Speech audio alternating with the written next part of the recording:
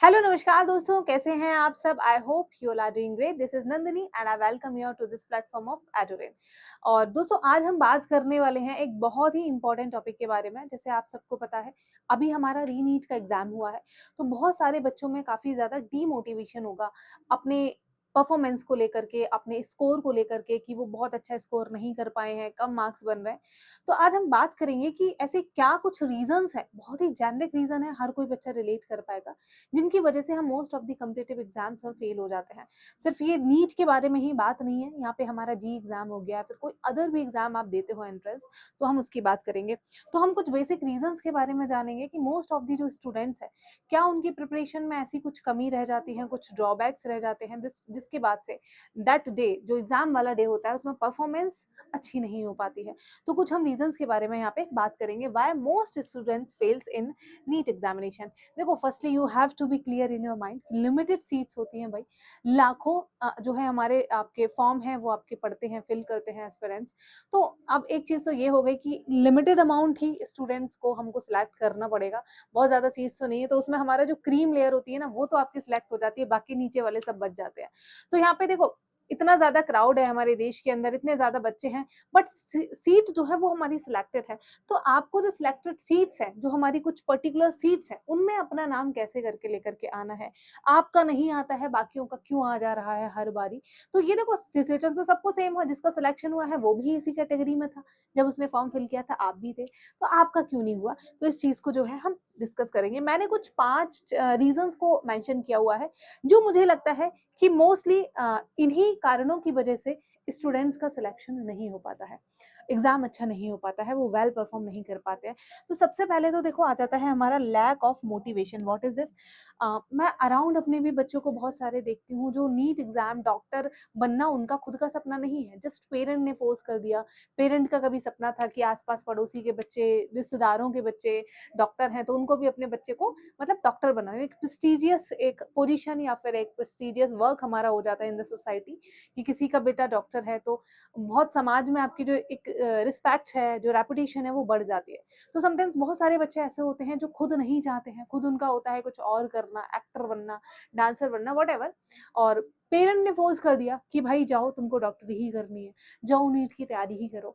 तो ऐसे बच्चों को फिर आप बताओ, क्या कभी एग्जाम क्वालिफाई होगा? नहीं, क्योंकि जब आप पढ़ने बैठ रहे हो, ये चीज हार्ड वर्क मांगेगी, आपकी मेहनत मांगेगी। और मेहनत आप तभी कर सकते हो जब आपको रिवॉर्ड का बार बार ख्याल आ रहा है, आप मैनिफेस्ट कर रहे हो उस चीज को, कि नहीं, जब वो दिन आएगा, सिलेक्शन होगा, तब मेरे को कितना मजा आएगा, कितनी खुशी मिलेगी माता पिता को खुश करके। तो आपके पास एक मोटिवेशन होना चाहिए।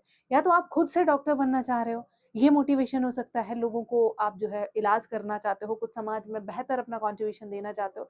या दूसरा रीजन ये हो जाता है कि आपके माता पिता का सपना है, but you are happily accepting it, आप खुशी खुशी उस चीज को एक्सेप्ट कर रहे हो, और आपका भी सपना बन गया है आप माता पिता को प्राउड फील कराना।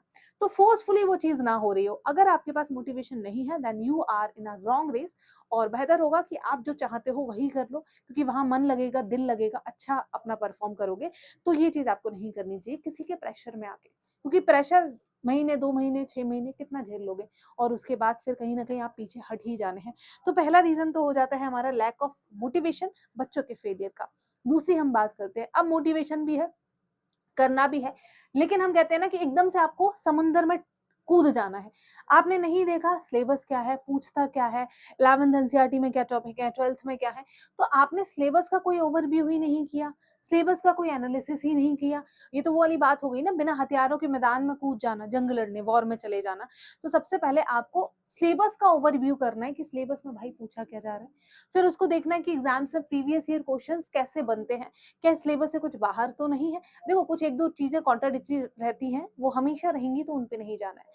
तो मोस्टली आपको एक बाउंड्री सेट कर लेनी है कि सिलेबस से बाहर बहुत बड़ा संबंध है, कोई टॉपिक है, आप पीएचडी कर सकते हो, लेकिन वहां आपको पीएचडी नहीं करनी, प्रोफेसर नहीं बनना है, आपको एंट्रेंस निकालना है, आपको एक हमारे गवर्नमेंट कॉलेज में अपनी सीट जो है वो पक्की करनी है। तो यहाँ पे सिलेबस कहते हैं ना कि सिलेबस आपका बाइबल होना चाहिए, कि सिलेबस सामने है, वही टॉपिक पढ़ेंगे जो हमारे सिलेबस में मेंशन है, इधर उधर हमको नहीं भागना है।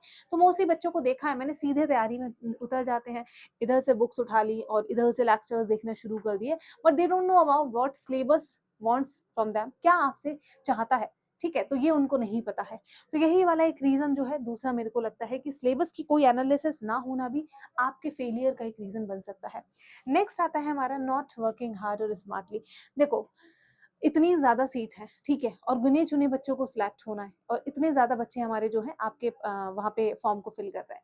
तो यहाँ पे आपको हार्ड वर्क तो करना पड़ेगा। डेली के 8 से 10 घंटे आपको बैठे रहना है, पढ़ाई करनी है, अपना सोशल सर्किल को कम करना है, डिस्ट्रैक्ट नहीं होना है। तो काफ़ी सारी चीज़ें जो नॉर्मल लाइफ में आपकी उम्र के लोग कर रहे होंगे, आपको उनको नहीं करना है। आपको देखो हार्ड वर्क तो करना पड़ेगा। बहुत सारे बच्चे हैं, हार्ड वर्क नहीं करते हैं, लगता है कि 4 इधर से पढ़ेंगे, 4 शब्द उधर से पढ़ेंगे और सिलेक्शन हो जाएगा। तो देखो ऐसे तो नहीं होगा। अगर इतना बड़ा रिवॉर्ड है तो डेफिनिटली वो भाई आपका हार्ड वर्क तो मांगेगा ही, ठीक है। तो यही चीज़ है। अब देखो हार्ड वर्क के साथ-साथ एक तो हो जाता है हार्ड वर्क, अब सिर्फ गधे मज़दूरी भी नहीं करनी है। हार्ड वर्क के साथ आप स्मार्ट वर्क भी करना सीखो। कुछ टॉपिक अगर ऐसा है कि इसको स्मार्टली आप 10 दिन के अंदर कवर कर सकते हो और आप लगे जा रहे हो, रट्टा मारे जा रहे हो 1 महीने तक, तो हार्ड वर्क और स्मार्ट वर्क दोनों ही आपको साथ पैरेलली लेके चलने हैं, अगर आपको अपना जो है एग्ज़ाम को क्वालीफाई करना है। तो हार्ड वर्क और स्मार्ट वर्क दोनों ही हमारे जो है आपको ज़रूरी हो जाते हैं। गलत दिशा में आपको अपने एफर्ट्स को नहीं लगाना है, क्योंकि वहाँ से आपको कोई भी फ्रूट नहीं मिलने वाला है, कोई भी रिवॉर्ड नहीं मिलने वाला है। So be smart and do your hard work.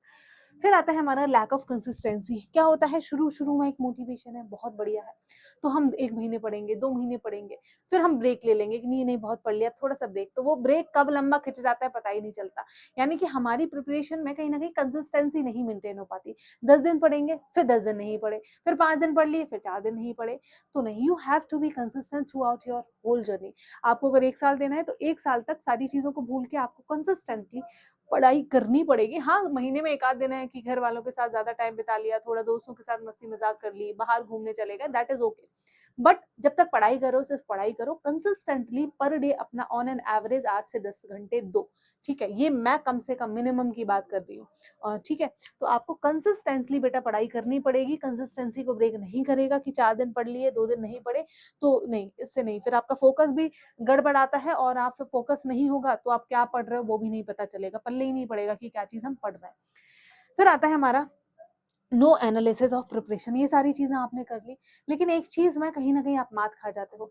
देखो हमको सिर्फ तैयारी ही नहीं करनी है ब्लाइंडली, अब उस तैयारी को भी टेस्ट तो करना है, ठीक है? टेस्ट भी तो करना है कि मैंने जो पढ़ा है क्या वो हमारा आपका परफॉर्मेंस में झलकेगा या नहीं झलक रहा है, इसके लिए आपको टेस्ट लगाने होंगे, ठीक है? टेस्ट लगाओ, देखो कि क्या आपके टेस्ट में मार्क्स ठीक आ रहे हैं, आपने टॉपिक्स तो पढ़ लिए, क्या पढ़ने के बाद भी उस टॉपिक से रिलेटेड क्वेश्चन को आप सही कर पा रहे हो?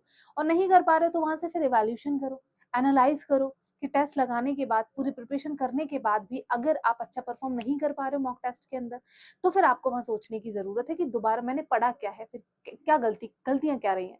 कुछ टॉपिक्स ऐसे होंगे जो जहाँ आपको टेस्ट लगाने के बाद पता चलेगा, एनालिसिस करने के बाद कि ये तो मेरे बहुत अच्छे हैं। हर टेस्ट में मतलब इसमें से तो मैं 100% क्वेश्चन जो है वो सही कर पा रहे हैं। फिर पता चला नहीं मेरी फिज़िक्स थोड़ी-सी वीक है, फिज़िक्स में भी पर्टिकुलर ये वाला टॉपिक वीक है। तो फिर आपको वहाँ अपना ज़्यादा समय देना है, वहाँ अपना जो है ज़्यादा काम करना है। तो एनालिसिस करनी ज़रूरी हो जाती है, नहीं तो आप अंधेरे में तीर मारते रहो, रिज़ल्ट मिल रहा है, नहीं मिल रहा है, कैसे पता चलेगा? तो क्या करते हैं हम? अपनी प्रिपरेशन की एनालिसिस की नहीं होती है, कभी डायरेक्टली एग्ज़ाम हॉल में जाते हैं, एग्ज़ाम देते हैं, फिर वहाँ पता चलता है, ओह शिट! परफॉर्मेंस तो आई नहीं, क्योंकि आप उससे पहले अगर परफॉर्मेंस चेक कर लिए होते, तो पता चलता कि खामियाँ कितनी थी प्रिपरेशन के अंदर। तो क्या है, बहुत सारे बच्चे जो है हमारी एनालिसिस नहीं करते हैं प्रिपरेशन की, तो ये गलती आपको नहीं करनी है, ठीक है? सिली मिस्टेक्स को अवॉइड करनी है, पहले ही अपने घर पे जो है पेपर को देके देखो। तो ये जो हमारी कुछ मिस्टेक्स हैं, जिनको आपको अवॉइड करना है और इस तरीके से आप जो है हमारा अपना जो है एग्ज़ाम क्वालीफाई कर सकते हो। देखो और बाकी मैं लास्ट ये बोलना चाहूँगी, बहुत सारे बच्चों के लिए कि नीट या कोई भी कॉम्पिटिटिव एग्ज़ाम है, आपका फ्यूचर डिसाइड नहीं कर सकता है। शायद ज़िंदगी में 10 साल बाद आप एक ऐसे प्लेस पे खड़े होगे जहाँ अपने पीछे देखोगे कि एग्ज़ाम नहीं निकला तो शायद ये बेहतर था, ठीक है? तो नहीं भी निकला है और आप चाहते हो कि नहीं मैंने इनफ टाइम दे दिया है, अब मैं इससे ज़्यादा और नहीं देना चाहता हूँ, दैट इज़ ओके, ठीक है? It is not going to decide your entire future.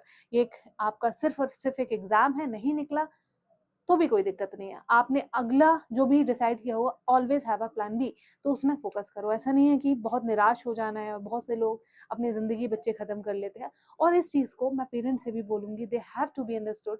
समझना चाहिए कि बच्चे ने अपना टाइम दिया, अपनी मेहनत दी, उसके बाद अगर रिवॉर्ड नहीं मिला, तो उनको हैपीली उस चीज़ को एक्सेप्ट करना चाहिए, और बच्चे को मोटिवेट करें किसी और डायरेक्शन में जाने के लिए, किसी और काम को करने के लिए।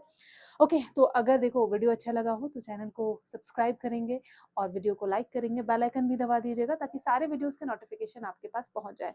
ओके दोस्तों, so that was all for today's video. अगले टॉपिक में मिलेंगे, अगली वीडियो में मिलेंगे। तब तक के लिए bye bye, take care, all the very best.